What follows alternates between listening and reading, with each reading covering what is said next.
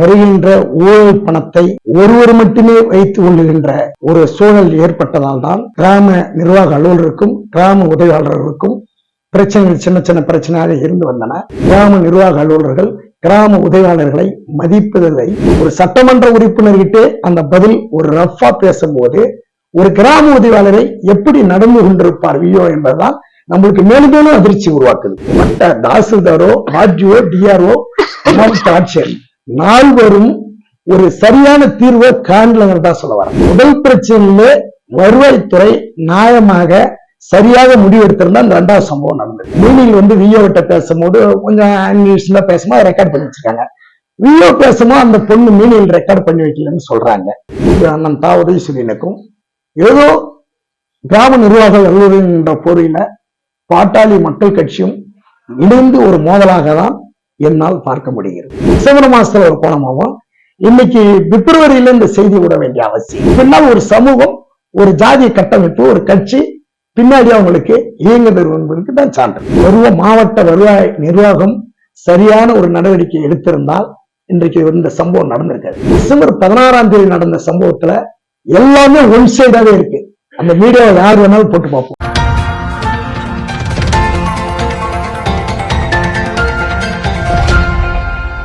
இனிய தமிழ் வணக்கம் சார். ஒரு நீண்ட இடைவெளிக்கு அப்புறம் உங்களை சந்திப்பதில் மிக்க மகிழ்ச்சி.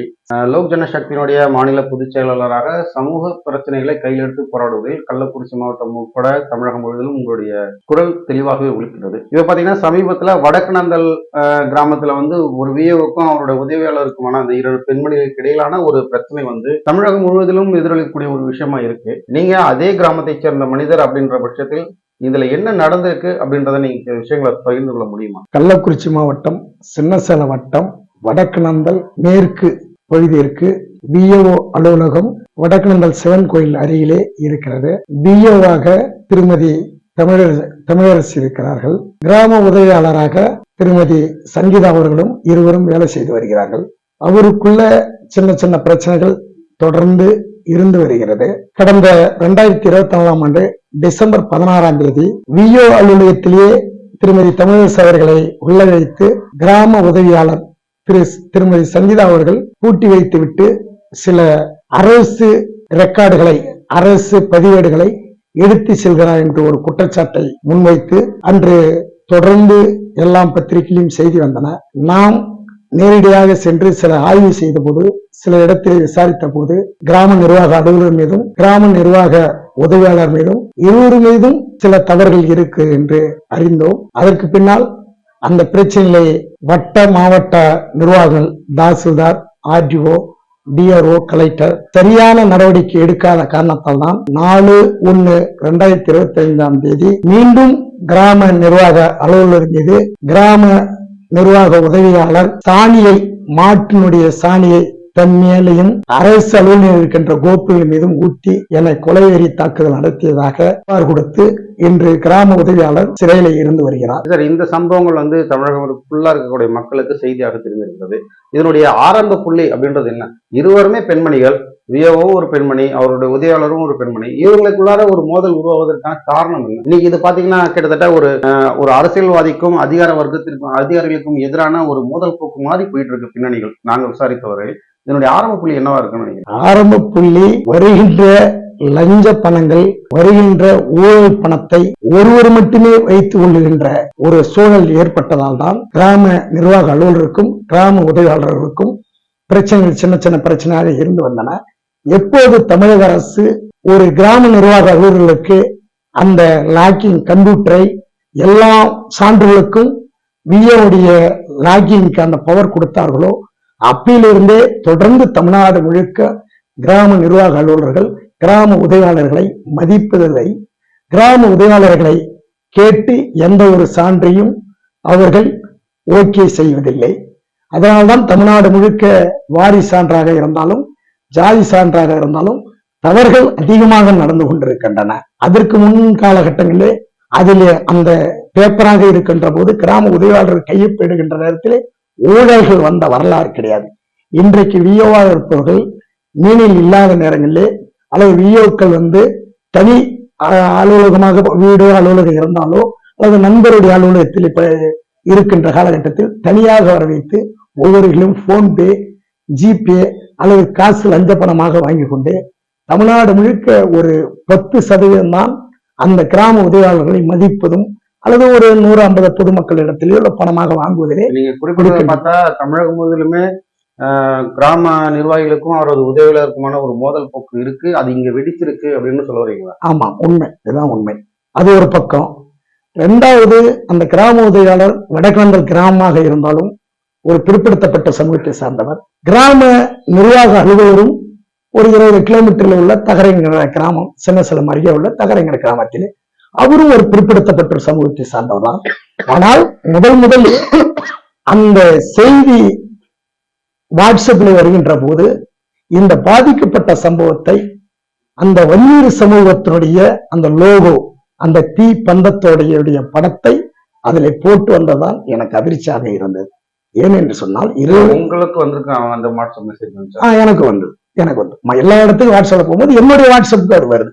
வரும்போது செய்தி பிரச்சனை வரலாம். அதுல அந்த வன்னியர்களுடைய தீ பந்த படத்தை போட்டு விடுவது ஒரு தவறான விஷயம். ஏதோ சாதி நோக்கத்தோடு சாதியோடு ஒரு பிரச்சனை இருக்கின்றன. இன்றைக்கு 4ஆம் தேதி நடந்த சம்பவத்திலே கூட ஒரு சட்டமன்ற உறுப்பினர் ஒரு விஓவை பார்த்து ஏமா வரல போலன்னு கேட்கிறாரு. ஆனா அதற்கும் அந்த பதில் ஒரு சட்டமன்ற உறுப்பினர்கிட்டே அந்த பதில் ஒரு ரஃபா பேசும்போது ஒரு கிராம உதவியாளரை எப்படி நடந்து கொண்டிருப்பார் விஓ என்பதுதான் நம்மளுக்கு மேலும் மேலும் அதிர்ச்சி உருவாக்குது. இல்ல, இந்த இடத்துல நீங்க குறிப்பிடக்கூடிய அந்த சட்டமன்ற உறுப்பினர் இருக்கிற உதயசீலன் மீது நீங்களே பல்வேறு குற்றச்சாட்டுகளையும் வைத்துதான் இருக்கோம். அதுல உங்களுக்கு அவருக்கு எந்த விதமான நட்பு முறை இல்ல, எதிரெதிரான போக்குல தான் இருக்கீங்க. இப்படிப்பட்ட சூழ்நிலையில அவருடைய செயல்பாடு நீங்க கரெக்ட் தான் சொல்றீங்களா? இல்ல, ஒரு சட்டமன்ற உறுப்பினர் ஒரு விஓ வந்து ஒரு முகாமிலையோ இல்ல ஒரு சரியா மக்கள் இடத்துல இல்லங்கும் போது கேட்பது வழக்கம். அதுல எந்த மாற்று கருத்து கிடையாது. ஆனா அந்த அடிப்படையில தான் அந்த சட்டமன்றம் வந்து மிரட்டர் போறாருன்னு கூட சொல்றாங்களே தவிர என்னுடைய பார்வையில் அது ஒண்ணும் மிரட்டுற மாதிரி எனக்கு ஒண்ணு தெரியல. அது யார் வேணாலும் யாராவது வாதம் பண்ணுவதற்கு கட்சியாக இருந்தாலும் சமூக போராளியாக இருந்தாலும் என்னிட்ட நேருக்கு நேர் இது சம்பந்தமா பேசினா கூட இருக்கலாம். ஒரு சட்டமன்ற உறுப்பினரே ஒரு விஓவை சந்திச்சு ஏமா முகாமுக்கு வரல அல்லது அப்படி இப்படின்னு கேட்கும் போதே அந்த பதில்கள் ரஃபா தான் இருக்கு. ஒரு தகரை கிராமம் சங்கராபுரம் சட்டமன்ற தொகுதிக்குள்ள வருது. வடக்கிழந்தல் மேற்கு சங்கராபுரம் சட்டமன்றம் ஒரு எம்எல்ஏ ஊர் அருகில் விடுகிறது. அப்படி இருக்கும்போது எப்படி ஒரு அரசியலில் இருந்து கொண்டு ஒரு தாசர், ஆர்டிஓ, ஒரு எம்எல்ஏ, ஒரு சேர்மன், தலைவர் இவங்களுடைய நம்பர்லாம் எப்படி செல்லுல இருக்கா இல்லாத இருக்கும். அதனால ஒரு சட்டமன்ற உறுப்பினர் கால் போடும் போது சார் சொல்லுங்க சார் எம்எல்ஏ சார் அப்படிங்களா, ஹலோ நீ யாருங்க அப்படின்னு கேக்குறாங்க. அப்புறம் நான் உதயசூரியன் எம்எல்ஏ பேசுறேம்மா அப்படின்னு சொல்றாரு. அதனால இவங்க வந்து இப்ப செய்தி எல்லாமே வருது. என்னன்னா ஒரு சட்டமன்ற உறுப்பினர் அழைத்தும் செல்லாத விஓன்னு போடுறாங்க. ஒரு சட்டமன்ற உறுப்பினர் சொல்லும் போது ஒரு பிடிஓவோ ஒரு தாசில்தாரோ அலுவலகத்துக்கு அவரு வந்து கேட்போதும் அவரை சந்தித்து கேட்போதும் ஒரு ஜாயின் பண்ணா ஒரு பாக்குறது எழுதப்படாத சட்டங்கள். ஒரு அமைச்சரையோ ஒரு சட்டமன்ற உறுப்பினரோ அந்த வேலையில் நம்ம அந்த தொகுதிக்கு உட்பட்டு வரும்போது அவங்களை நேர்ல போய் சந்திக்கிறது, ஒரு மரியாதை மொத்தமா சந்திக்கிறது தலைமுறையா இருக்கு. இன்றைக்கு முதலமைச்சர் வராருன்னு சொன்னா முதலமைச்சரை கலெக்டர் போய் அங்க பாப்பாரு. இவங்க ஒரு மத்திய அமைச்சர் வராங்கன்னு கூட பாப்பாங்க. இன்னைக்கு என்னுடைய தலைவர் மத்திய அமைச்சர் சிராக் பாஸ்வான் அவர்கள் கூட இன்றைக்கு கள்ளக்குறிச்சி மாவட்டத்துக்கு ஒரு நிகழ்ச்சிக்கு வரான்னு சொன்னா மாவட்ட ஆட்சியர் வந்து பாப்பாரு.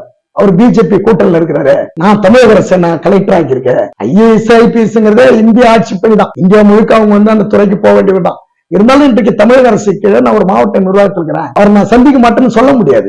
மத்திய அமைச்சர் டெல்லியிலிருந்து வந்திருக்காருன்னா அந்த மாவட்டத்தில் வந்திருக்காருன்னா போய் பார்த்துதான் ஆகணும். இது எழுதப்படாத சட்டங்கள். எப்படி திமுக வந்து ஒரு மாவட்டத்துக்கு ஒரு அமைச்சரை போட்டா அந்த மாவட்ட நிர்வாகம் சிறப்பா இருக்குமோ, மாவட்ட வளர்ச்சி அடையுமோ, அது வந்து சட்டத்துல இல்ல. ஒரு மாவட்டத்துக்கு அமைச்சர் போடணும். ஏன்னா இன்னைக்கு திமுக ஆட்சியிலும் 12-15 மாவட்டத்திற்கு அமைச்சர் எல்லாம் இருந்தாங்க. இன்னைக்கு சேலம் அமைச்சரா எல்லாம் இருந்து இப்ப திரும்பி சேலத்துக்கு அமைச்சர் போட்டிருக்காங்க. அதே போல ஒரு எழுதப்படாத சட்டத்தை ஒரு சட்டமன்ற உறுப்பினர் பார்க்குவது போவது. இந்த பிரச்சனையுடைய துவக்க புள்ளியிலே வந்து கிராம உதவியாளரை வந்து சஸ்பெண்ட் பண்ணிட்டாங்க.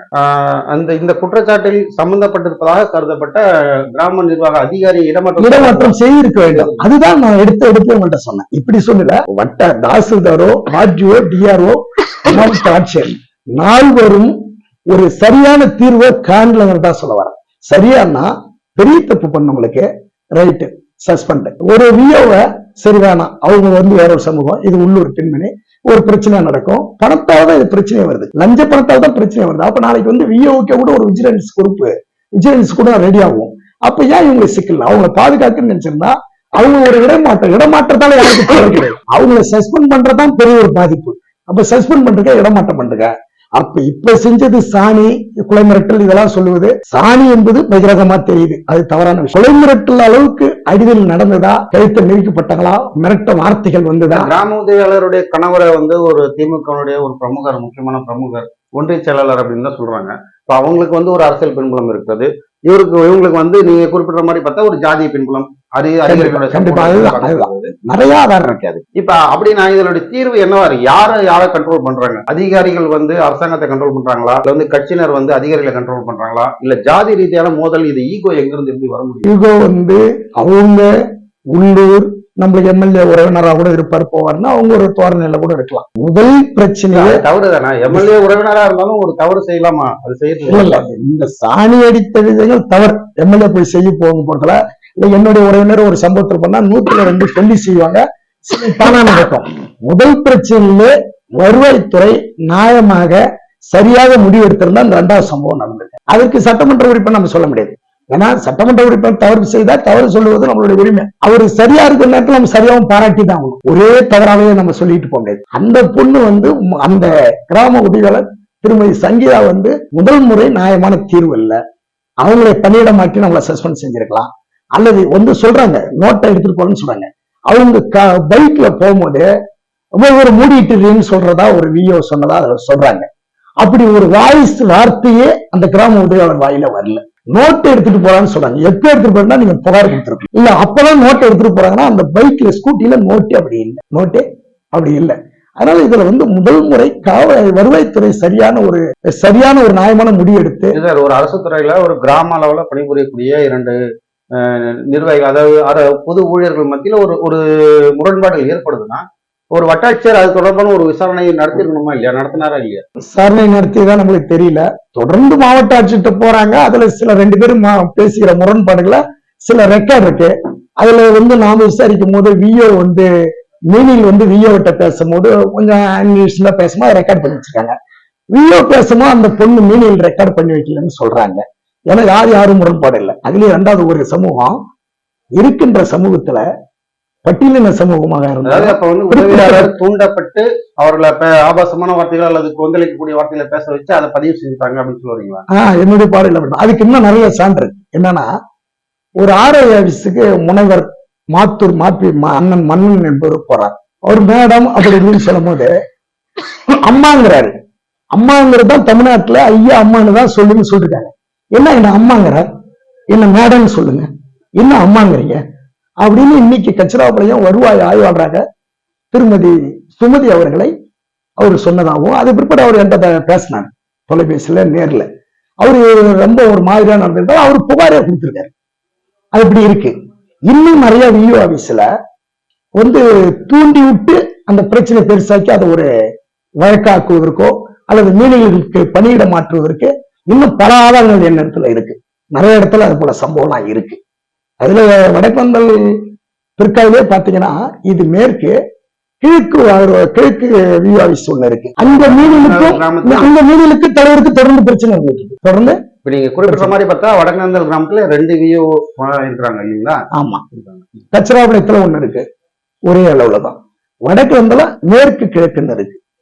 அதுல இந்த லாக்கிங் வந்த பிறகுதான் வாரி சர்டிபிகேட்டாக இருந்தாலும் ஜாதி சர்டிபிகேட்டாக இருந்தாலும் வருமான சர்டிபிகேட்டாக இருந்தாலும் இது போல சான்றுகளுக்கு எல்லாம் அந்த மக்கள் பதிவு செஞ்சவங்கள்ட்ட நம்பர்கிட்ட போன் பேல ஜிபோல பணம் அனுப்புங்கிறது, மீனில் இல்லாத நேரங்கள்ல வர வச்சு அந்த பணம் வாங்குறது, விசாரணை பண்றது, இதெல்லாம் நிறைய இடத்துல நாம வந்து மாவட்டம் முழுக்கும் எத்தனையோ கிராம நிர்வாகிகள் சான்ற சொல்லணும். வெறும் வடக்கிழமை மட்டும் இல்லை, தொடர்ந்து நம்ம நேரடி மக்கள் களத்தில் இருக்கிறதுனால நம்மளால அந்த பிரச்சனையை சொல்ல முடியும். ஆகவே கள்ளச்சாராயம் பிரச்சனையிலே பாட்டாளி மக்கள் கட்சிக்கும் திமுகவுடைய சங்கராபுரம் சட்டமன்ற உறுப்பினர் திரு அண்ணன் உதயசூரியனுக்கும் கள்ளச்சாராய பிரச்சனை 5வது மாசத்துல வந்து நடந்துட்டு இருக்கு. இப்ப இதையும் வந்து திமுகவுடைய சட்டமன்ற உறுப்பினர் திரு அண்ணன் உதயசூரியனுக்கும் ஏதோ கிராம நிர்வாக என்ற போரில பாட்டாளி மக்கள் கட்சியும் இணைந்து ஒரு மோதலாக தான் என்னால் பார்க்க முடிகிறது. ஏன்னா இந்த எம்எல்ஏ வந்து பேசிய செய்தி டிசம்பர் மாசம் பேசிய செய்தி, அது குரல் பதிவு அதை டிசம்பர் மாசத்துல விடலாம். டிசம்பர் மாசத்துல ஒரு கோணமாகும். இன்னைக்கு பிப்ரவரியில இந்த செய்தி விட வேண்டிய அவசியம் இல்லை. இப்ப பேசுறாங்க ஒவ்வொரு கால் ரெக்கார்டையும் பாதுகாத்து வச்சிருக்காங்க. பாதுகாத்து வச்சு தேவைங்கும் போது அதை பயன்படுத்துறாங்க. அதுக்கு பின்னால் ஒரு சமூகம், ஒரு ஜாதிய கட்டமைப்பு, ஒரு கட்சி பின்னாடி அவங்களுக்கு இயங்குதல் என்பதற்கு தான் சான்று. அது முதல் புள்ளியிலே அந்த செய்தி டைப்பேஸ் ஆகுது. வடமன்ற கிராம நிர்வாக அலுவலகத்தில் கிராம நிர்வாக அலுவலரை பூட்டி வைத்துவிட்டு ரெக்கார்டுகளை எடுத்து செல்கிறார் கிராம உதவியாளர்னு செய்தி. அந்த செய்தி வரும்போது வாட்ஸ்அப்ல வரலாம். அங்கு பாமகவுடைய வன்னியர் சங்கத்தினுடைய அந்த கொடி, அந்த எம்பளம் வர வேண்டிய அவசியம் என்ன? இன்றைக்கு ஒரு விஏவை சட்டமன்ற உறுப்பினர் மிரட்டுகிறார் என்று எல்லா மீடியா பத்திரிகையிலும் செய்தி வருவதெல்லாம் பார்த்தால், ஒரு சமூகமாக பின்னால் ஒரு கட்சி இயக்கமாக பாதுகாத்து இப்படியெல்லாம் நீங்கள் நடக்க வேண்டும், இப்படியெல்லாம் சேகரித்து அந்த பிரச்சனை எழுப்ப வேண்டும் என்பதுதான் நம்மளால் காண முடிகிறது, பார்க்க முடிகிறது. நீங்க சொல்ற எந்த விதமான தொடர்பும் கனெக்ட் ஆகிற மாதிரியே தெரியல. இவர் ஆளும் கட்சியினுடைய சட்டமன்ற உறுப்பினர், கிராம உதவியாளருக்கு சப்போர்ட் பண்றதா நீங்க குறிப்பிடக்கூடிய நபர். இன்னொரு பாத்தீங்கன்னா இந்த பக்கம் பாத்தீங்கன்னா அவங்க ஒரு அரசு ஊழியர், அவங்க சாதாரண ஒரு கிராமம், அவங்க ஒரு சட்டமன்ற உறுப்பினரோடு மோதக்கூடிய அளவுக்கு அவங்க ஜாதி பின்னோக்கு. ஜாதி பின்னோக்கு தான் முதல் புள்ளியிலே சொல்றேன். முதல் முறையா டிசம்பர் 16ஆம் தேதி கிராம நிர்வாகிகளுக்கும் கிராம உதவியாளருக்கும் பிரச்சனை ஏற்படுகிறது. அன்றைக்கு இரவையே வாட்ஸ்அப்ல செய்தியா டைப் அடிச்சு வருது, ஒரு 8 லைன். எவ்வளவு கிராம நிர்வாக அலுவலரை பூட்டி விட்டு அந்த ரெக்கார்டுகளை எடுத்து செய்கிறார் கிராம உதவியாளர். அதுல வரும்போது அதுல அந்த வன்னியர் சங்கத்துடைய அந்த தீப்பந்தத்தினுடைய படத்தை அதுல போட வேண்டிய அவசியம் இல்லை. அன்னைக்கு போடுவதும், இன்றைக்கு சட்டமன்ற உறுப்பினரை ஒரு விஏ பேசுகிறார், அதை சில பத்திரிகைல சட்டமன்ற உறுப்பினர் அழைத்தும் என்ன பார்க்கலன்னு தான் அவர் சொல்றாரு. திரும்பி என்ன பாருமான்னு சொல்லல. ஆனா சட்டமன்ற உறுப்பினர் சென்று பார்க்காத விஏன்னு சொல்லி போடுறாங்க. அப்போ ஒரு சட்டமன்ற உறுப்பினரை ஒரு விஓ கவுண்டர் செய்யறாங்கன்னா அவங்களுக்கு பின்னால ஒரு சாதி பலமோ ஒரு கட்சி பலம் இல்லாம அந்த செயல் நடப்பதற்கு வாய்ப்பு இல்லைங்கிறதான் சொல்லலாம். இப்ப சாணியை கரைச்சி ஊத்துற அளவுக்கு தைரியம் இருக்குன்னா அவங்களுக்கு ஒரு ஜாதி பின்பலம் இருக்குதுன்னு அர்த்தம். இல்ல என்ன பின்பலம் அவங்க அதுக்கான அவங்களுக்கு ஒரு ஜாதி பின்பலம், கட்சி பின்பலம் இருக்கு. இப்ப இந்த கட்சியில அந்த கிராம உதவியாளருடைய கணவர் வார்டு செயலாளராக இருக்காரு, அதுல மாற்று கருத்துல. போய் ஒரு சட்டமன்ற உறுப்பினர் போய் ஒரு சாணியை கரைச்சி ஊத்துன்னு சொல்லக்கூடியதுக்கு வாய்ப்பு இல்லை. இது முதல் முறையாக வருவாய்த்துறை நியாயமாக முடிவெடுக்கவில்லை. நாம் சஸ்பெண்ட் ஆகிருக்கிறோம், பணியிட நீக்க இருக்கிறோம்.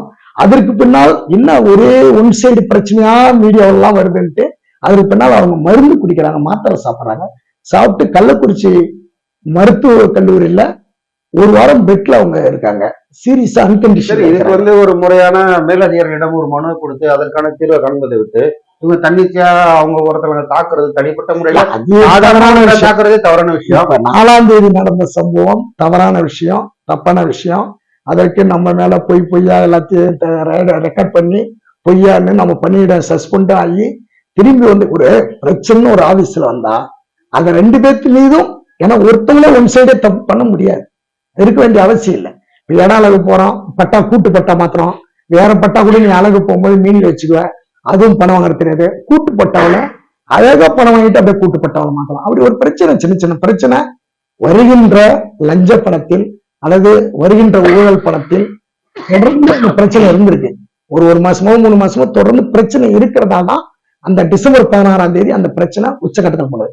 அதற்கு பிறகு மாவட்ட வருவாய் நிர்வாகம் சரியான ஒரு நடவடிக்கை எடுத்திருந்தால் இன்றைக்கு இந்த சம்பவம் நடந்திருக்காது. அப்போ ஒரு பொண்ணு சஸ்பெண்ட் ஆகி அதற்கு பின்னால் மருந்து குடிச்சு சீரியஸா மறுபிறவி போல திரும்பியும் நம்ம வீட்டுல இருந்துட்டு இருக்கிறோம், அவங்க வேலை பார்த்துட்டு தொடர்ந்து திரும்பியும் ஏதாவது தவறுகள் அந்த பொண்ணுக்கு அதுக்கு போயிருக்கலாம். மீனிக்கு போனது இதே போல ஏதாவது பட்டா மாத்துறாங்க, பணம் வாங்குறாங்க, இன்னும் அப்படியே இருக்காங்க, ஏதாவது ஒரு செய்தி போயிருக்கலாம். தொடர்ந்து நம்ம இவ்வளவு பாதிக்கப்பட்டோம்னா அந்த பொண்ணு அந்த செயலை செஞ்சிருக்கு. அந்த செயலை நாம் நியாயப்படுத்தவில்லை. அந்த செயல் தவறான செயல், அது எந்த மாற்று கருத்து கிடையாது. சஸ்பெண்ட் ஆயிட்ட பிறகு அவங்க அந்த அலுவலகத்தையே வரக்கூடாது, பொதுமக்கள் கணக்கிலையும் வர்றாது. நேரில் கூட யாரு கூட கேட்போம், சட்ட ரீதியா அதிகாரிகளை அணுகின்றோம் அல்லது உங்க பாணியிலே சொல்ற மாதிரி சட்டமன்ற உறுப்பினர் உறவினர் அல்லது கட்சிக்காரனா கூட அவர்கிட்ட சென்று அவரு மாவட்ட ஆட்சியரோ டிஆர்ஓ ஆர்டிஓ சந்திச்சு சஸ்பெண்டா கொஞ்சம் பார்த்து ரிலீவ் பண்ணி கொடுத்து கொஞ்சம் வேலைக்கு போடுங்கன்னு சொல்லிவிட அவங்க ஃபாலோ பண்ணலாம். ஆனா இந்த சாணி கரைச்சி ஊத்துவதெல்லாம் தவறான விஷயம், அது வெளிச்சமான விஷயம். ஆனா சாணிக்கு அப்பாற்பட்டு அங்க என்ன வார்த்தைகள் என்ன நடந்திருப்பாங்க ஏன்னு கேட்டா, டிசம்பர் 16ஆம் தேதி நடந்த சம்பவத்துல எல்லாமே ஒன் சைடாவே இருக்கு. அந்த மீடியாவை யார் வேணாலும் போட்டு பார்ப்போம், என்ன மூடிட்டு இருங்கிற இதுங்கிற அதுங்கிறது எல்லாமே ஒன் சைடா நடக்குது. ஒரு தவறு செய்யறவங்க தான் வெறும் சொல்லாத வீடியோ பதிவு செய்யறது இவங்களுடைய குரல் அருகாமையில இருக்கனால அது பதிவாயிருக்கலாம். அவங்க தொலைவுல இருக்கனால வீடியோ மட்டும் இல்ல. தொலைவுலங்கிறது 5 அடி கூட இல்ல. இவங்க ரூம் உள்ள வாசல் இருக்கிறாங்க, செவ்வறு தான் 1 அடி 1.5 அடி கணக்கு. அவங்களும் 5 அடியில இருக்கிற 5 அடியில இருந்து லேசாவது வார்த்தை வரலாங்க. வார்த்தைகளே இல்லையே, வாய் அசுவே இல்லையே, வார்த்தைகளே இல்லை. அதனால இதற்கு மேலேயாவது மாவட்ட ஆட்சியர் தலைவர் அவர்கள் ஆரம்ப கட்டத்தில் இதுவரைக்கும் என்ன நடந்தது, எதனால் பிரச்சனை ஏற்பட்டது என்று ஒரு சரியான தீர்வை, அந்த பொண்ணு செஞ்ச செயலுக்கு வழக்கு பதிவு செய்து கடலூர் மத்திய சிறையில இருக்காங்க.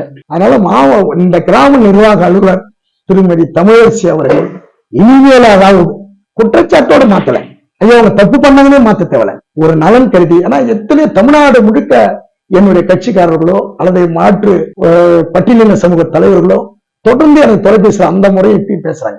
என்னுடைய ஊர் மிகப்பெரிய ஒரு அசிங்கமாகுது, வடக்கு வந்தாலும் இப்படி ஒரு கேவலமான விஷயமா அப்படிங்கிற விஷயத்த. அதனால அந்த விஷயத்திற்கு முற்றுப்புள்ளி வைக்க மாவட்ட ஆட்சியர் அவர்கள் தனி கவனம் செலுத்தி இந்த கிராம நிர்வாக அலுவலரை தவறு செய்யவில்லைவென்றே சொல்லி நாகரிகமாக இடமாற்றம் செய்வது சரியாக இருக்கும்.